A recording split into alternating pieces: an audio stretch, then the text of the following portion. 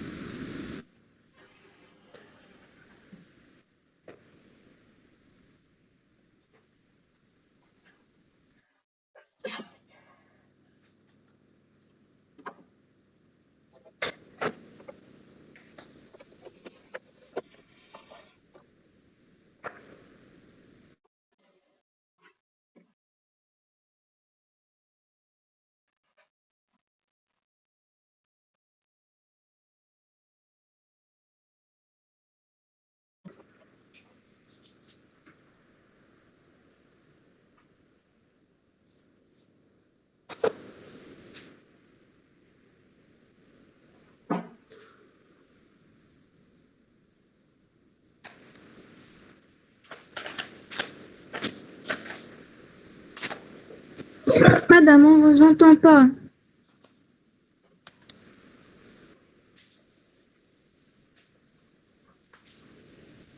On a juste remarqué, alhamdoulilah, qu'elle s'est un peu rétablie par rapport au jeudi.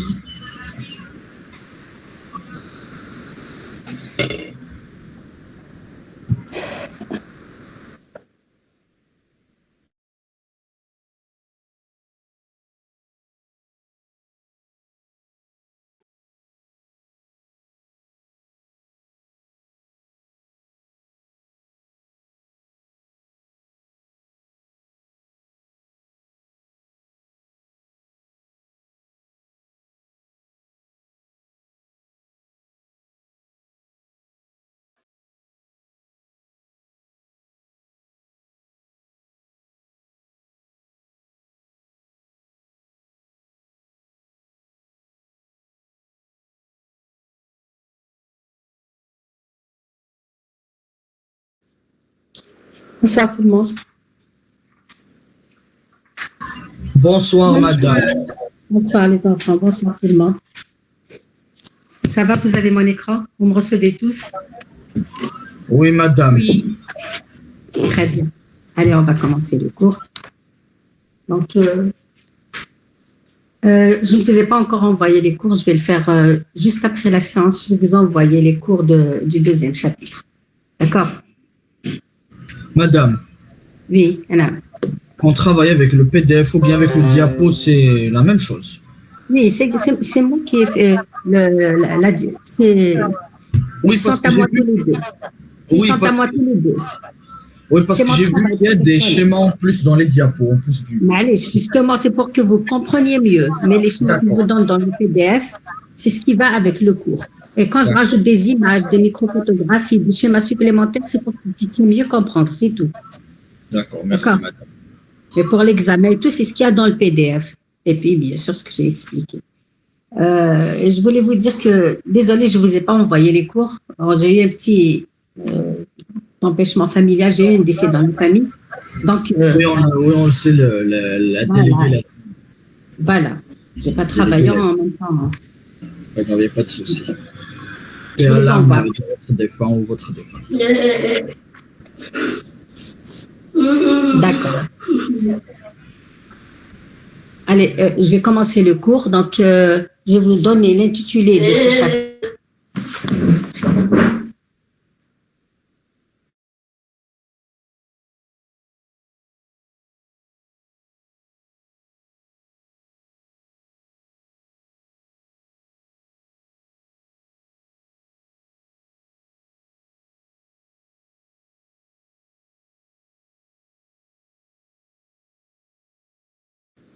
Je suis de retour, je ferme la fenêtre.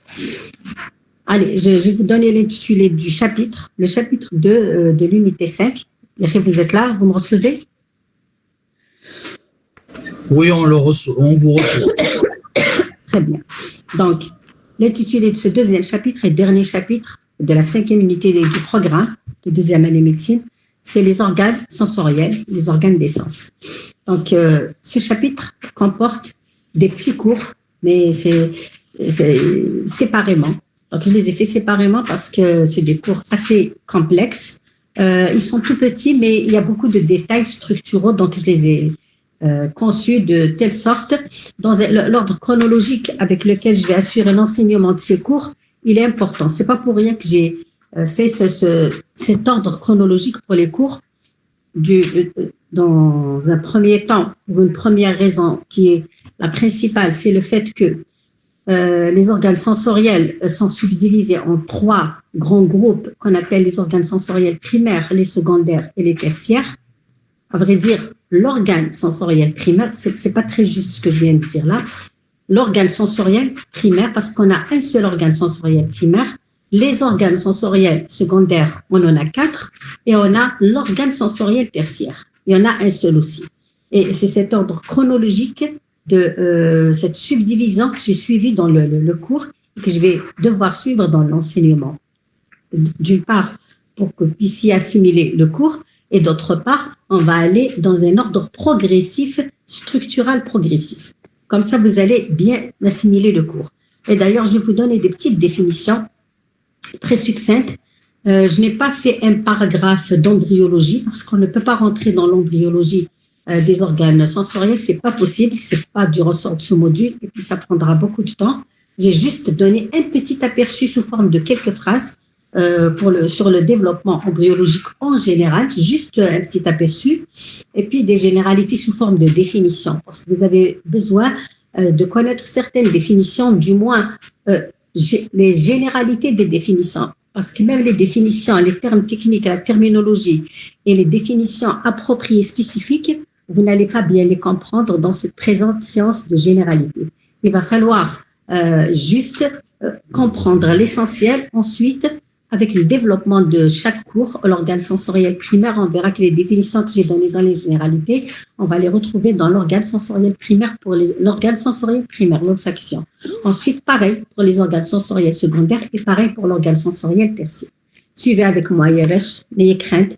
Je vais y aller doucement et je vais expliquer, je ferai de mon mieux. S'il faut que je réexplique, il n'y a pas de souci. Essentiel à la fin de ce chapitre. Inch'Allah, vous allez assimiler toutes les notions concernant les organes des sens.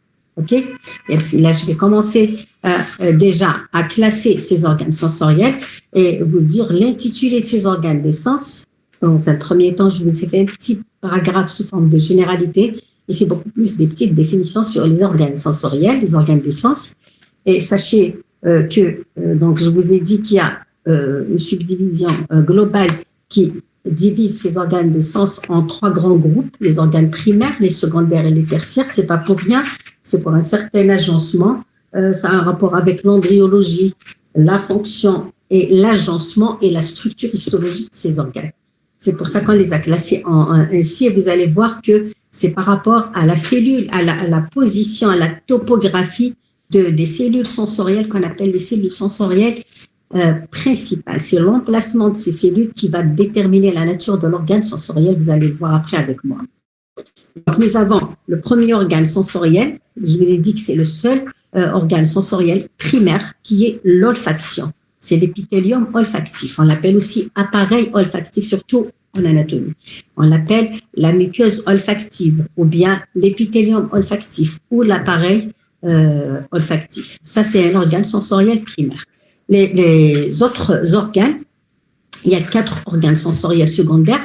J'ai énuméré 3. Pourquoi? Parce que je ne vais pas traiter, on ne va pas traiter les corpuscules tactiles qui, eux, correspondent au 4e organe sensoriel secondaire. C'est très complexe. C'est du ressort de la neurologie et avec l'épidémie, le module sur l'épiderme, le détail de l'épiderme. Et on n'a pas de bagage. Comment? Dermato et détail sur les corpuscules tactiles, l'épiderme. Donc, vous avez des notions sur les définitions, mais c'est pas ça. C'est pas ça, ça a un rapport avec les rapports nerveux de cet épiderme, avec le système nerveux. Et c'est très compliqué. On n'a pas le bagage pour faire ça et on n'a pas le temps de tout traiter. Donc, j'ai dû enlever et la plupart pour le système immunitaire l'ont enlevé, même s'ils le donnent comme ça, mais ils ne rentrent pas dans l'examen en général. Donc, je vous ai traité, on va traiter l'essentiel. L'olfaction, on va la faire, Inch'Allah. La gustation, l'audition et l'équilibration, les 3 organes sensoriels secondaires. Commençons par la gustation, c'est plus simple parce qu'on a des notions sur les bourgeons du goût où se trouvent des cellules spécifiques de la gustation qu'on appelle les cellules pseudo-sensorielles. J'ai pas employé le terme principal parce que c'est pas là que se trouve la cellule principale de la gustation. Elle se trouve enfouie au sein d'un organe à côté dans le voisinage qu'on appelle le ganglion, les ganglions du goût, ganglion de Scarpa. Donc là, vous allez voir qu'on va employer des termes un petit peu très spécifiques. Et on n'a pas aussi, vous n'avez pas beaucoup de notions sur les voies nerveuses. C'est pour ça que j'ai carrément amputé le programme des corpuscules tactiles. On a l'audition et l'équilibration, c'est l'oreille interne, les deux organes qui forment le nerf auditif. Donc, il y a les deux rameaux du nerf auditif qui se trouvent au niveau de l'oreille interne. Là, je les ai traités tous les deux, alors que certains ont enlevé l'organe de l'équilibration, mais j'ai tenu à la faire parce qu'elle se trouve au même niveau. Elle est située juste que cet organe de l'équilibration se trouve à côté, au niveau de la même entité, dans des chambres, des vésicules à côté de l'emplacement de l'organe de Corti, qui est l'organe de l'audition. Et en dernier, je vais vous traiter, Inch'Allah, l'organe de la vision, pas la totalité de l'œil, c'est pas l'organe, c'est l'organe sensoriel visuel. C'est l'organe sensoriel visuel, c'est-à-dire la rétine visuelle. On va voir la structure de la rétine. C'est tertiaire. Comment? La rétine, c'est tertiaire. Oui, c'est l'organe, un seul organe tertiaire qui est la rétine visuelle.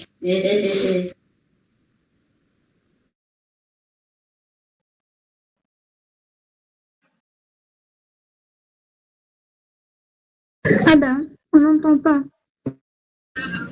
Elle a désactivé parce que je pense qu'il y a des voix chez elle, je ne sais pas.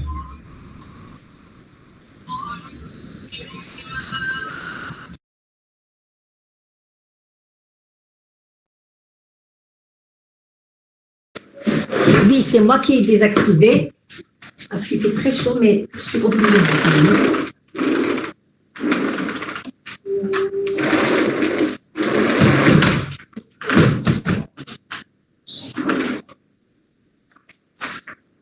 Anaïs, s'il te plaît.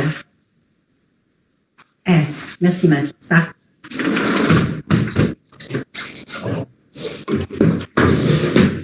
Voilà. Donc, on va rentrer dans le vif du sujet. Sous forme de généralité sur les organes des sens, donc je vais vous donner certaines petites définitions. Dans l'introduction, déjà, on va savoir, je vais vous dire de quoi s'agit-il. J'ai parlé des organes des sens, c'est quoi, histologiquement parlant, structurellement parlant, cette notion d'organes sensoriels, d'organes des sens. Et quelle est la liaison de ces organes avec ces fameuses cellules qu'on appelle les cellules neurosensorielles. Donc, normalement, vous avez certaines quand même notions sur ces dispositifs, ces complexes qui sont compliqués dans leur structure qu'on appelle les organes sensoriels, qui comportent, en fait, c'est des structures qui comportent des composantes nerveuses avec des composantes sensorielles. Je m'explique qu'est-ce que ça veut dire. Donc, on sait que notre organisme est en contact avec le milieu intérieur et le milieu extérieur. On a parlé du rôle du système nerveux pour la réception des influx nerveux sous forme d'informations et cette réception, ensuite, cette réponse aux influx nerveux. Il y a d'autres modalités de réceptivité, de réception de certains sens, cette fois-ci, la réponse à certaines actions mécaniques telles que les forces de traction, les forces de vibration, les forces de pression, les variations thermiques, les récepteurs lumineux, donc la réceptivité à la lumière, etc. Et aussi les variations de température, modifications thermiques et aussi la réceptivité de certaines molécules odorantes, l'odorat, le goût, etc. Ces perceptions, ces sensibilités, elles sont si vous voulez, réceptionnées dans notre corps par le biais de systèmes qu'on appelle des systèmes sensitifs. Et ces systèmes sensitifs, ce sont des dispositifs très complexes qui ont une composante nerveuse et une composante sensorielle, d'où l'apparition de ces termes techniques qu'on appelle les cellules neurosensorielles, qui signifie que... Anaïs, pardon, s'il vous plaît, patientez un moment. Il n'y a pas de souci, d'accord.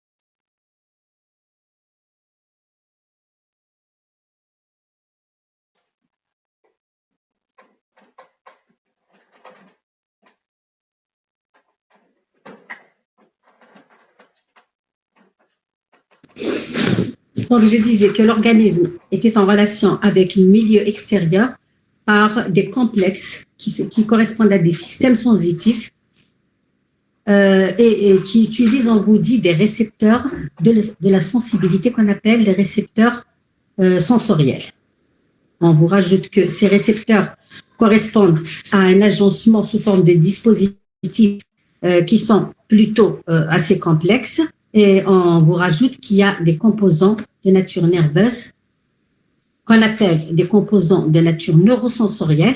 Et pourquoi neurosensorielle? Parce qu'en fait, on va voir dans le détail de la structure de ces cellules spécifiques de la sensibilité, elles se comportent comme des neurones. Ces cellules se comportent comme des neurones. Mais elles ramènent un influx, c'est-à-dire que l'information, elle est ramenée par ces cellules sous forme d'un influx nerveux et qui va atteindre les centres nerveux. Mais ce n'est pas une information nerveuse telle qu'on la connaît au niveau du système nerveux. Là, c'est une information sensitive. L'odeur des molécules, le goût, les saveurs, les variations de température, la pression atmosphérique, etc. La lumière, tout ça, c'est des notions, c'est des informations sensitives. Ce ne sont pas, c'est pas un influx nerveux sous forme d'informations qui vont être transformées, une information chimique, ensuite une information électrique. C'est une autre version, c'est une autre conception des informations sous forme de récepteurs sensoriels, d'informations sensorielles. Donc, c'est une réponse et bien sûr, il y a une réaction spécifique à des stimuli avec I, c'est l'ensemble de stimulus, c'est-à-dire à des informations externes, chimiques, lumière, son, vibration, etc. Est-ce que vous avez saisi un petit peu cette définition?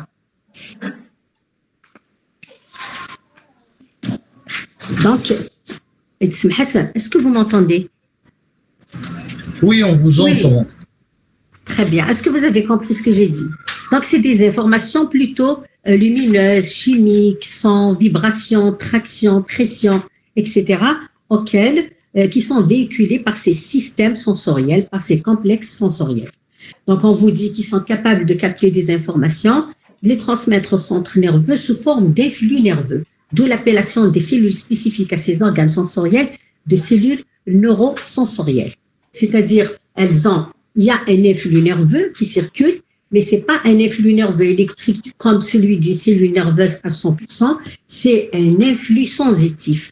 C'est-à-dire que ces cellules, elles ont et d'ailleurs morphologiquement, histologiquement parlant, les cellules principales, ce sont des neurones, ce sont des cellules carrément, elles ont des dendrites qui ramènent les informations, qui les transmet à un axone. Donc, d'ailleurs, le dendrite d'une cellule neurosensorielle, on l'appelle prolongement à valeur dendritique. Pour l'axone d'une cellule neurosensorielle, on dit juste pour faire la différence avec le neurone. Et après, on va employer le terme axone dendrite indifféremment parce qu'en fait, elle se comporte comme un neurone, cette cellule. Il y a un influx nerveux qui est transmis de cette cellule vers les centres nerveux compétents centraux, d'accord, vers le bulbe olfactif pour l'olfaction, vers le bulbe visuel pour la vision. Pour la vision, c'est un peu à part, hein, parce que toutes les cellules de la vision sont des neurones. On l'appelle organe sensoriel tertiaire. Pour les organes secondaires aussi, ça se transmet au niveau du bulbe ou bien du lobe gustatif, du lobe auditif, ainsi de suite. Après, au fur et à mesure on fera court, vous allez comprendre la signification de ces termes techniques un peu lourds pour l'instant, parce que j'emploie beaucoup de termes qui sont un peu lourds à saisir et à rassembler, mais au fur et à mesure, vous allez voir que ça va se démêler. Vous allez voir que tout va se démêler. Donc, on vous dit que réagir spécifiquement à un type de stimulus. C'est quoi ce type de stimulus? C'est ce que je viens de dire dans un premier temps. Donc, nous avons ce qu'on appelle les mécanorécepteurs. C'est des récepteurs des mouvements. Et ils vont réagir à tout ce qui est action mécanique, mouvement, force de traction, pression. C'est les mécanorécepteurs. Les chémorécepteurs, c'est pour la formule chimique, la valeur chimique, les saveurs, le goût, donc les saveurs dans la bouche et les odeurs dans la muqueuse nasale, dans le nez. Donc les saveurs et les odeurs pour les chémorécepteurs. Par contre, les thermorécepteurs, donc vous voyez, chaque récepteur, il a une réaction spécifique à la nature, au type de stimulus auquel il a été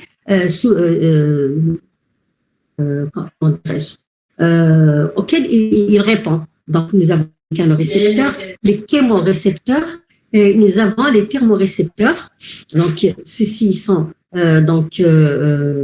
sensibles à la variation thermique, aux modifications thermiques. Et en dernier, nous avons ce qu'on appelle les photorécepteurs, eux qui ont un rapport avec la lumière. Donc, s'ils ont un rapport avec la luminosité et la lumière, c'est l'organe tertiaire, c'est-à-dire la rétine visuelle. Et on vous rajoute, est-ce qu'il me l'a? Oui, s'il vous plaît. D'accord. On dit selon l'organe des sens, toujours dans le cadre des généralités, ne vous inquiétez pas, tout va se mêler. Donc, toujours et en rapport avec les généralités, succinctement, je vais vous donner l'origine biologique en gros, des organes des sens. Donc, on vous dit selon l'organe des sens, donc qu'il s'agisse de l'organe primaire, secondaire ou tertiaire, l'origine embryologique, bien sûr, elle diffère pour les cellules sensorielles, donc spécifiques. En ce qui concerne le tact et la vision, on vous dit que ces cellules, elles dérivent du neurectoderme, du neurectoblaste. D'accord? Pour le tact et la vision. Les cellules spécifiques sensorielles dérivent du neurectoblaste. En ce qui concerne l'épithélium buccal, c'est quoi? Donc, c'est les bourgeons du goût pour la gustation. Celle-ci, donc les bourgeons du goût et pour la gustation, c'est de l'épithélium buccal. Et l'épithélium buccal dérive de quoi? De quel pays dérive l'épithélium buccal? Vous l'avez vu dans le chapitre sur la cavité buccale. D'origine, oui, il est d'origine comment? L'intestin pharyngien. Oui, il est d'origine. D'origine. Ah, ok.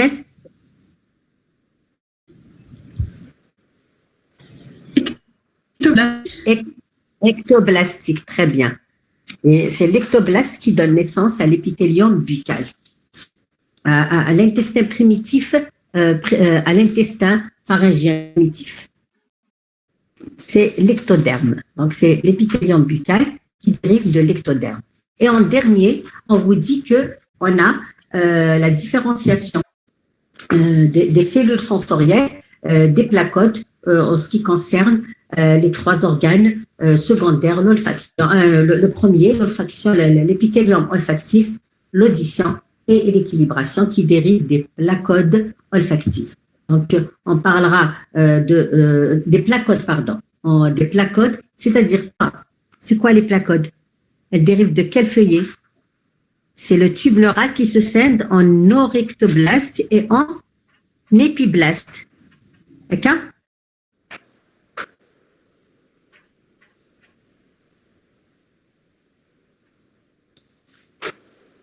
Annie, vous ne me recevez pas.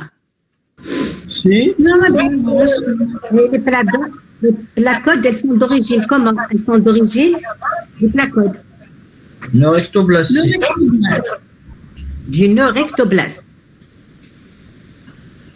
Vous venez de dire que le tube neural qui se scinde dans une rectoblaste. Qu'est-ce que j'ai dit? Qu'est-ce qui a été dit dans le cours pour les tubes neurales?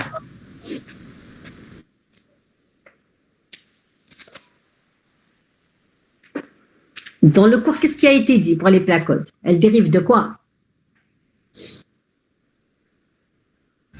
De l'épiblaste. L'épiblaste donne naissance au placode. De l'épiblaste. D'accord? Oui. L'épiblaste qui donne naissance au placode. Placode. D'accord? Oui. Voilà. Donc, je récapitule. En ce qui concerne l'origine embryonnaire des cellules spécifiques des organes séparément, donc elle est différente selon l'organe sensoriel traité. En ce qui concerne le tact et la vision, c'est le nœud rectoblaste. En ce qui concerne les bourgeons du goût, c'est l'épithélium buccal, donc l'ectoblaste. Et en ce qui concerne les placodes, les placodes. En ce qui concerne l'olfaction, l'audition et l'équilibration, on parlera d'une origine placodiale, de la cellule placodiale, parce qu'il s'agit des organes sensoriels qui dérivent donc de l'épiblaste. Et on va parler à chaque fois, par exemple dans l'olfaction, on va parler des placodes olfactives. Dans l'audition, on va parler des placodes auditives. Dans l'équilibration, aussi, il y a des placodes qui vont donner naissance, c'est des épaississements donc pairs qui vont donner naissance, qui vont bourgeonner et donner naissance à ces organes. Je vais vous rajouter quand même un petit détail concernant la vision. Il y a aussi les placodes visuels, parce que c'est pas dans la vision, ce n'est pas la totalité de l'œil qu'on étudie dans l'organe sensoriel, c'est l'épithélium de la rétine visuelle. La rétine visuelle qui est l'unité sensorielle de la partie de l'œil. Mais l'œil, en tant qu'entité, l'origine de l'œil, c'est les placodes visuels. Ne pas confondre, hein? D'accord? Donc, l'épithélium visuel, donc la rétine visuelle qui est un épithélium qui est scindé en 10 couches, on va le voir en dernier après, lui, il dérive du nœud rectoblaste. Par contre, les placodes visuelles aussi, une partie de l'œil aussi, elle dérive des placodes. OK? Donc, on retient ces éléments pour l'origine embryonnaire des organes des sens. C'est bon? Madame, mais pour la rétine du rectoblaste. Aimé? Pour la Répétez votre rétine. question, s'il vous plaît. Pour Non, la rétine. rétine visuelle. La rétine visuelle qui est... Regardez, on vous dit que la rétine, concernant la rétine visuelle, elle dérive du nœud rectoderme, nœud rectoblaste. Par contre, l'œil, les placodes ophtalmiques visuels, les placodes, il y a une partie qui dérive de l'épiblaste, des placodes. Et je voulais rajouter en plus, retenez bien que pour la rétine visuelle, elle dérive du nœud rectoderme. Je n'ai rien dit, d'accord?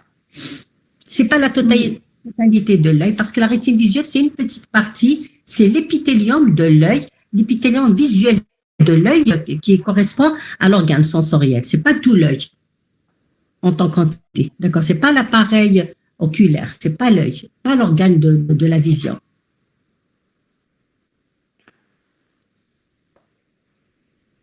Vous avez saisi, c'est la partie sensorielle de l'organe de la vision qui dérive du nœud rectoderme. Oui, madame, c'est clair, merci. Okay.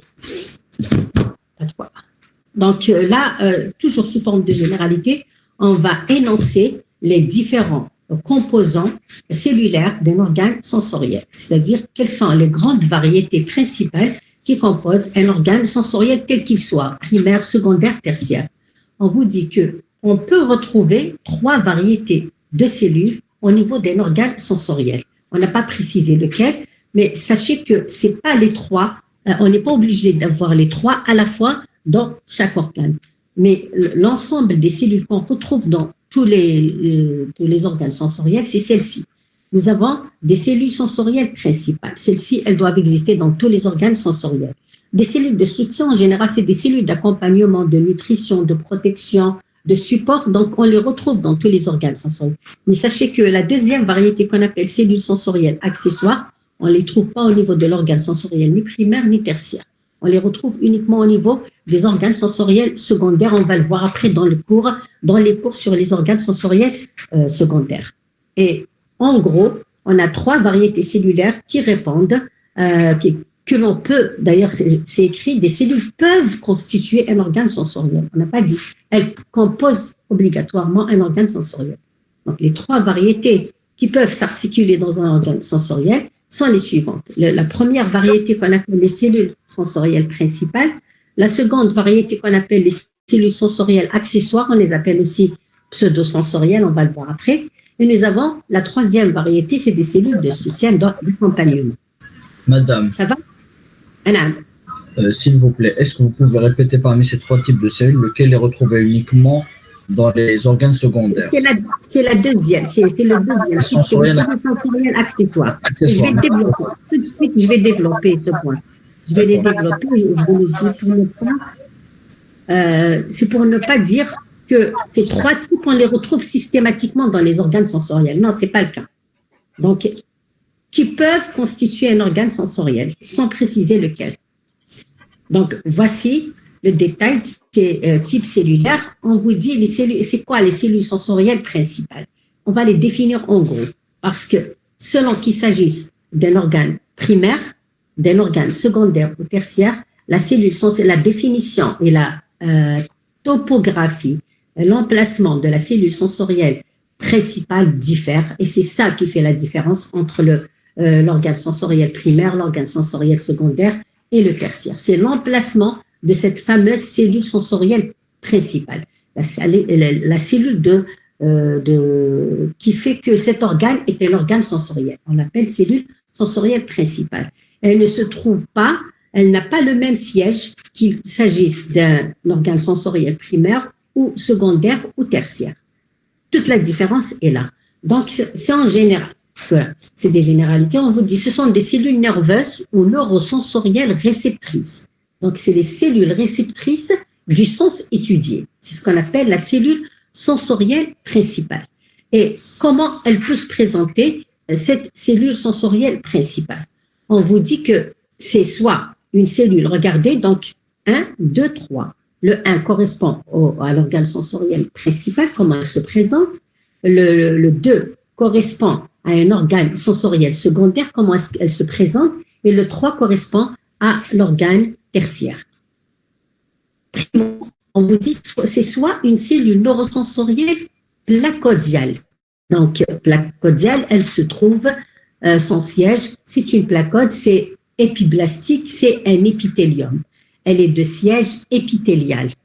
La seule cellule principale qui répond à cette topographie, à cet emplacement, c'est-à-dire qui est située extérieurement au sein d'un épithélium superficiellement, qui est de siège épithélial, c'est bel et bien la cellule de l'épithélium olfactif. C'est la cellule sensorielle principale de l'épithélium olfactif qui répond à cet agencement, à cette définition. C'est clair? Voilà. Après, on va développer tout de suite. D'ailleurs, je vais vous faire, Inch'Allah, l'olfaction. Ça va être rapide. Je vais vous faire l'olfaction et à chaque fois, vous allez mieux comprendre. D'accord?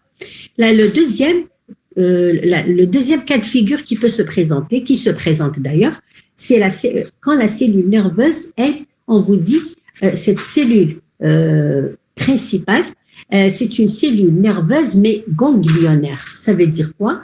Ça veut dire que la cellule sensorielle principale, elle n'est pas périphérique, elle n'est pas externe, superficielle, mais elle se trouve enfouie profondément au sein d'une structure qu'on appelle un ganglion nerveux. C'est-à-dire que la cellule principale, elle est à l'intérieur, située profondément dans un ganglion nerveux cérébro-rachidien. Soit elle est dans un ganglion cérébral ou bien dans un ganglion spinal ou bien rachidien. C'est la même chose. D'accord?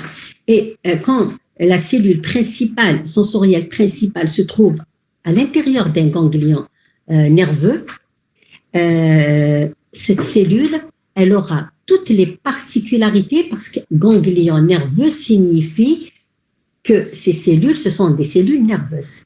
Et dans ce cas de figure, ce cas-là de figure, cette cellule, elle a toutes les caractéristiques morphologiques, structurelles d'une cellule nerveuse, sans aucune exception.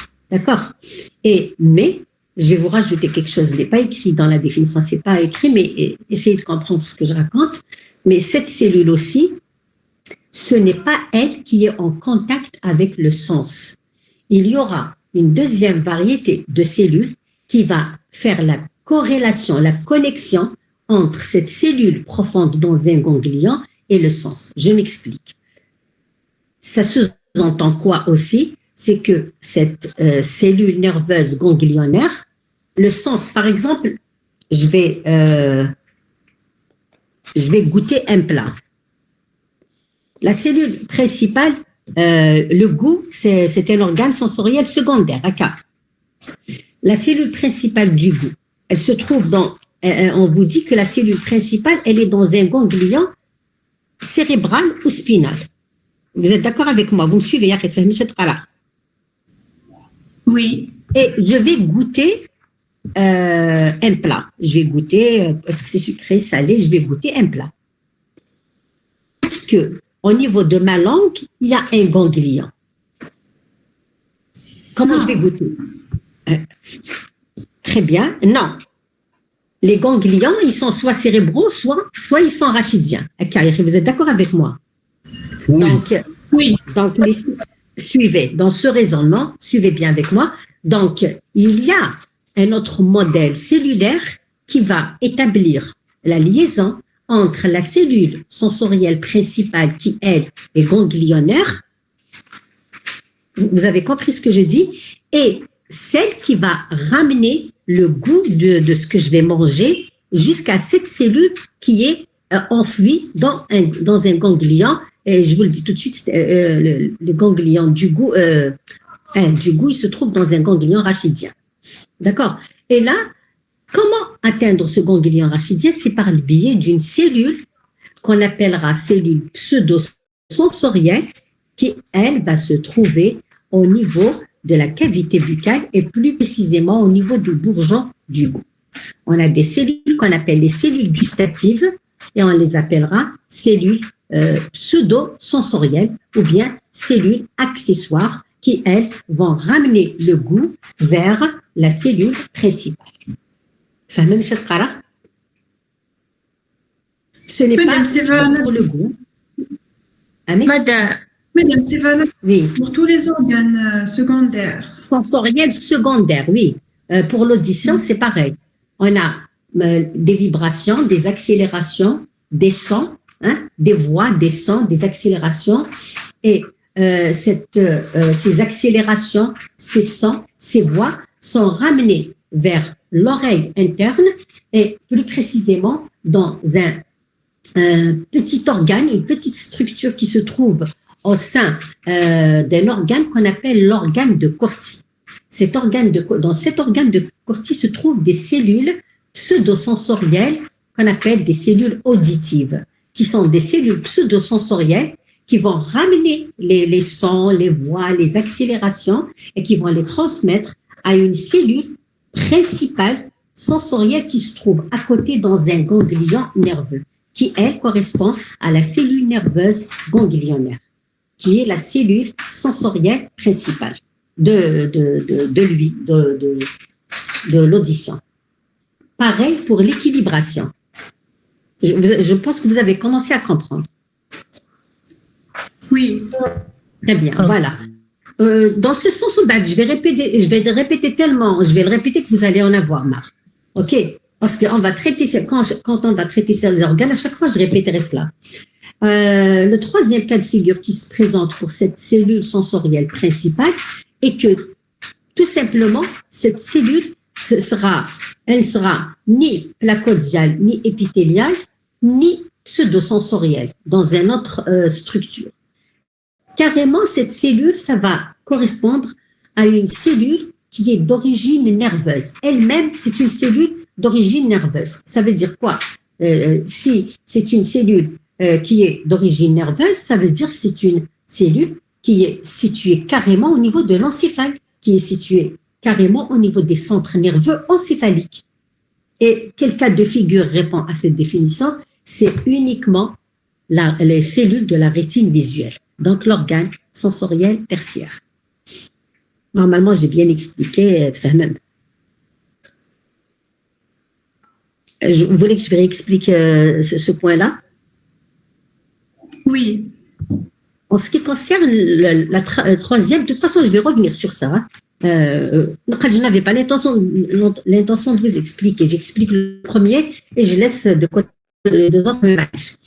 Donc, en ce qui concerne le troisième cas de figure qui se présente, c'est le cas où la cellule sensorielle principale, elle n'est ni ganglionnaire, ni placodiale. Donc, ce n'est pas un organe sensoriel primaire, ni secondaire, c'est l'organe sensoriel tertiaire.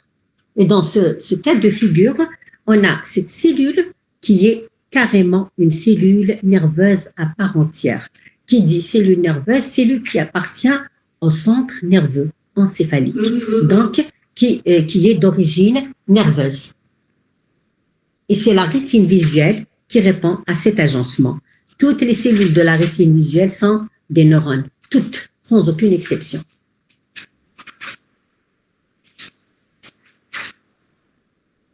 Ça va? Oubliez ça maintenant pour cette cellule nerveuse. Vous oubliez ça parce qu'on va la traiter dans le dernier cours. Oubliez la deuxième éventualité parce qu'on va traiter l'organe de l'olfaction dans un moment. D'accord?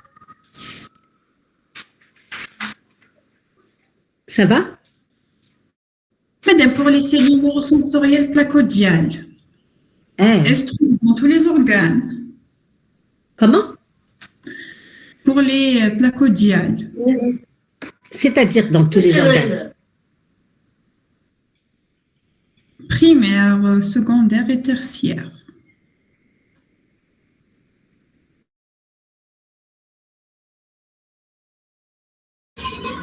Est-ce que ça m'y connaît, ça m'y dit?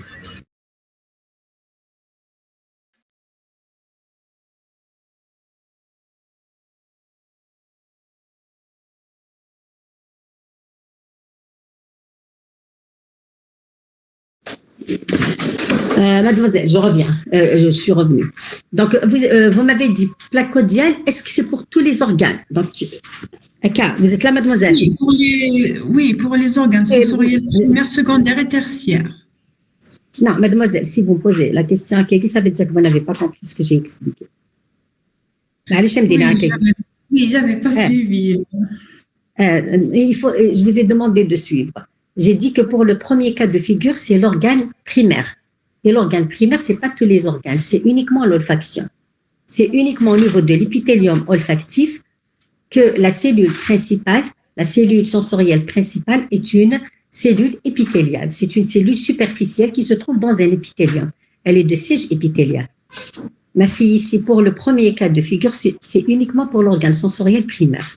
Le deuxième cas de figure, c'est pour les organes sensoriels secondaires, où la cellule sensorielle principale est ganglionnaire. Elle se trouve dans un ganglion. Et pour le troisième cas de figure, la cellule sensorielle principale, c'est une cellule nerveuse dans sa totalité. Elle est d'origine nerveuse parce qu'elle se trouve au niveau des centres encéphaliques. D'accord? Oui. Si vous n'avez pas assimilé, mais non, c'est pas grave. C'est délicat, je vous le dis. Je vous l'ai dit et je le dis et je l'avoue. C'est très délicat. Mais suivez avec moi, c'est très très clair, il n'y a pas d'erreur, il n'y a pas d'ambiguïté, suivez avec moi, vous allez comprendre. Et si vous n'avez pas compris, après, vous me posez des questions. D'accord? Je continue, Yeresh? Je continue? Oui, madame. Oui. Voilà. Donc, je répète ce que j'ai dit, les différentes variétés cellulaires d'un organe sensoriel. Donc, on a dit qu'il y avait des cellules sensorielles principales, c'est ce que je viens d'expliquer maintenant. On a dit qu'il peut y avoir des cellules sensorielles accessoires. Je vous ai rajouté que ces cellules sensorielles accessoires ou bien qu'on appelle aussi pseudosensorielles, on les trouve uniquement au niveau des organes sensoriels secondaires et nous avons des cellules de soutien qu'on trouve dans tous les organes parce qu'elles servent de nutrition, de base, de support pour l'immunité, pour le nettoyage, etc., etc. Donc, on va voir la deuxième variété de cellules, les cellules sensorielles accessoires. Et je vous ai dit et redit que ces cellules, on les trouve uniquement dans les organes sensoriels secondaires. On les appelle cellules pseudosensorielles, accessoires ou pseudosensorielles. On vous dit que à l'origine, ce sont des cellules épithéliales, mais elles se sont différenciées. Et ce sont ces cellules qui sont donc superficielles. Ça veut dire quoi superficielle? Donc, quand je goûte un plat, je reviens toujours au goût. Si vous voulez, on peut prendre un autre exemple. Ou bien j'entends un bruit. C'est plus facile parce que vous connaissez les bourgeons du goût. C'est pour ça que je prends l'exemple du goût. C'est un organe sensoriel secondaire aussi. Par exemple, j'entends un bruit. C'est les cellules qui sont situées dans l'oreille interne, mais les cellules externes, c'est des cellules superficielles qui sont en contact avec ces vibrations, qui vont recevoir ce sens, ces sons. D'accord? Ou bien, quand je goûte quelque chose avec ma langue, ces cellules, elles sont superficielles. Elles ne sont pas enfouies dans un ganglion, elles sont superficielles. Les cellules sensorielles accessoires, c'est des cellules superficielles. Et à l'origine, elles étaient épithéliales, mais elles sont différenciées. Donc, ce sont des cellules épithéliales différenciées, elles sont superficielles, et c'est elles qui jouent le rôle. Donc, c'est elles qui sont en contact avec le sens étudié. Et c'est elles qui vont transmettre cette excitation, cette information à la cellule sensorielle principale qui, elle, se trouve dans un ganglion nerveux. Voilà. Est-ce que vous avez saisi? Oui. C'est uniquement dans les organes sensoriels secondaires qu'on a ce type de cellules. Ne vous inquiétez pas, même si c'est un peu confus pour vous, vous allez mieux comprendre par la suite.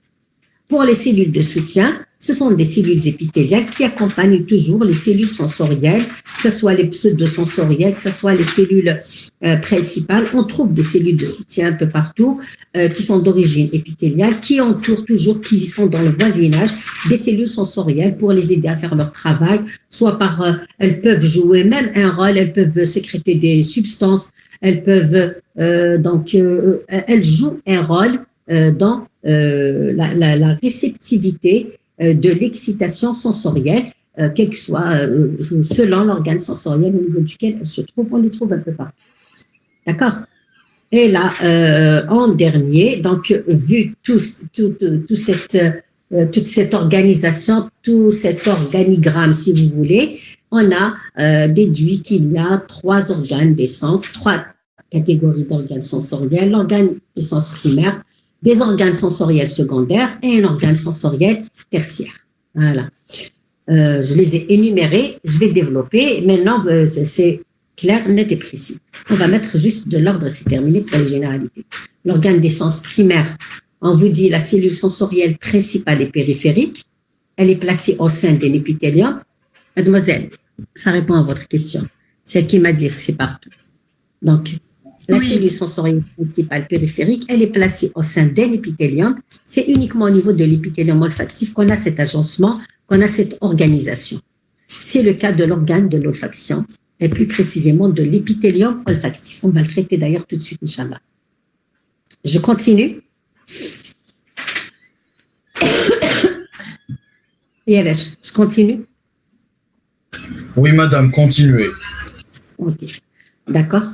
Donc, les organes d'essence secondaire, vous avez dû remarquer que je l'ai écrit au pluriel pour l'organe d'essence primaire. Ce n'est pas une erreur. Ce n'est pas par erreur que j'ai fait ça. C'est parce que c'est ce qu'il faut faire.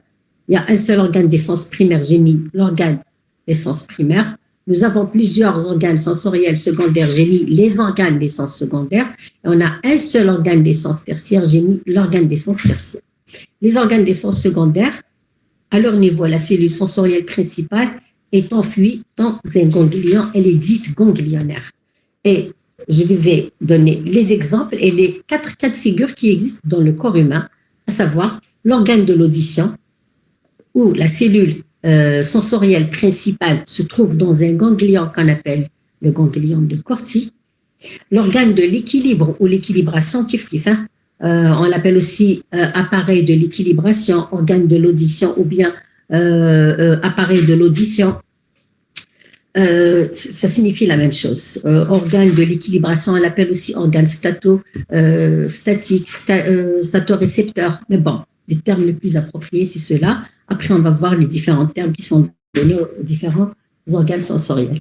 Donc, on a l'organe de l'audition, qui se trouve, la cellule principale qui se trouve dans le ganglion de Corti. Mais il y a des cellules pseudosensorielles qui vont transmettre à cette cellule principale qui est ganglionnaire. On a l'organe de l'équilibration qui, pour lequel la cellule principale est ganglionnaire. Elle se trouve dans un ganglion qu'on appelle le ganglion de Scarpa, à côté du ganglion de Corti.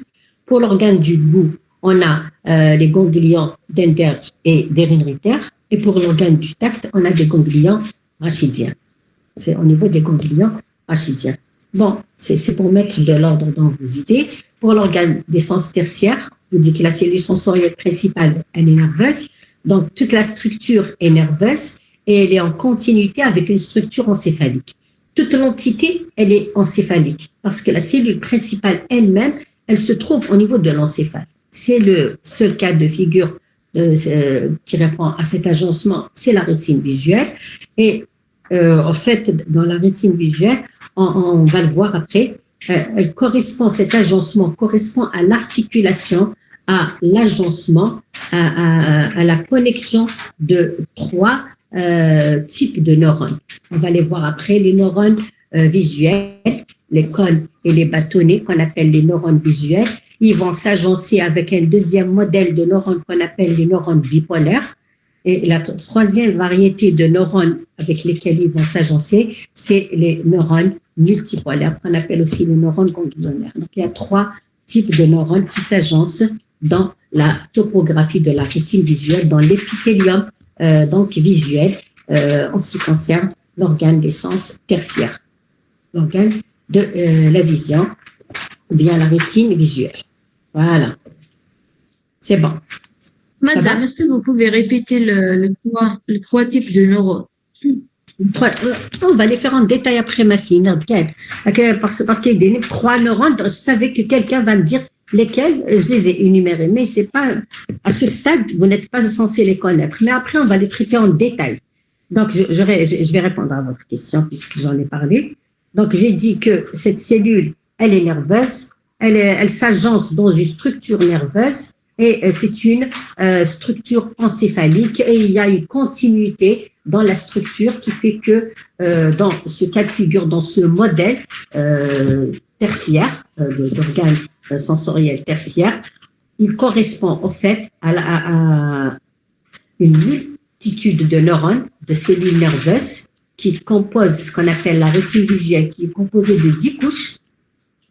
Et dans ces 10 couches, il y a l'agencement de 3 modèles visuels, c'est-à-dire les 3 types de neurones qui transmettent l'influx lumineux qui est réceptionné, la lumière, vers les centres encéphaliques et qui, avec la réponse, on a 3 types de neurones. Nous avons le premier type qui reçoit, donc c'est les cellules qu'on appelle les cellules visuelles. Les cellules visuelles, on a 2 types de cellules visuelles, les cônes et les bâtonnets. Les cellules à cônes ou bien les neurones à cônes et les bâtonnets. Ça, c'est le premier type de neurones. Le deuxième type de neurones avec lesquels vont s'agencer, s'articuler les premiers neurones, les neurones visuels, c'est ce qu'on appelle les neurones bipolaires. Et par la suite, ces neurones bipolaires, ils vont établir une corrélation, une articulation terminale qui est avec un troisième type de neurones qu'on appelle les neurones multipolaires. Voilà. Et le seul cas de figure, c'est la rétine visuelle. OK?